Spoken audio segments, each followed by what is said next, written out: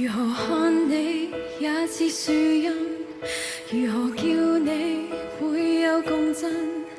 靈魂化作法語日語，同樣也是靈魂。如何叫你最貼切合襯？如何叫你會更興奮？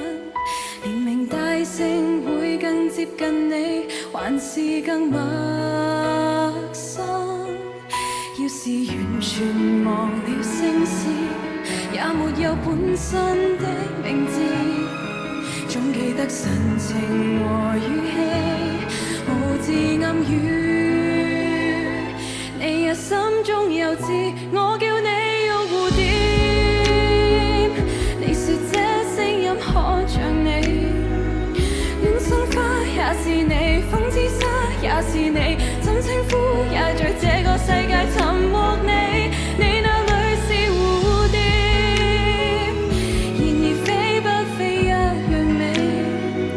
副司機也像你，早有心更像你，這稱呼配合你，錯會唱和當起，改得多麼入戲。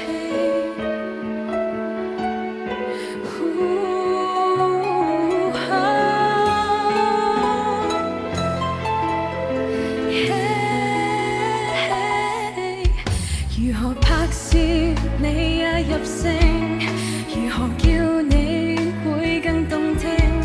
長城變作世界明星，同樣也是長城。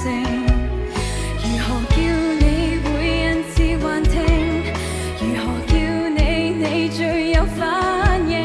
連名帶姓會怪我任性，還是太偽正經？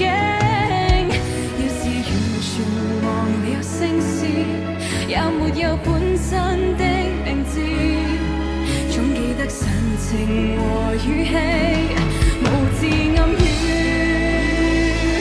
你也心中有知，我叫你玉蝴蝶。你說這聲音可像你，戀生花也是你，風之沙也是你，怎稱呼也在這個世界尋獲你。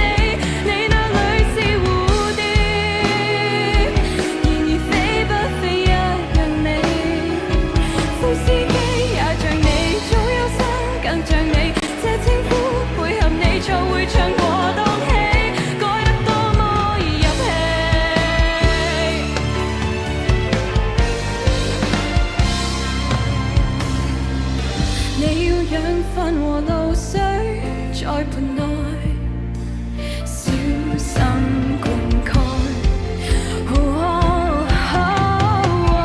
其實你是盆盆栽，不要緊，是人是物仍然維護你。代號亦是任我改，我叫你玉蝴蝶。你說這聲音可像你，戀生花也是你，風之沙也是你，怎稱呼也在這個世界尋獲你。你那裏是蝴蝶，然而飛不飛一樣美。副司機也像你，早有心更像你，這稱呼配合你，錯會唱和當起，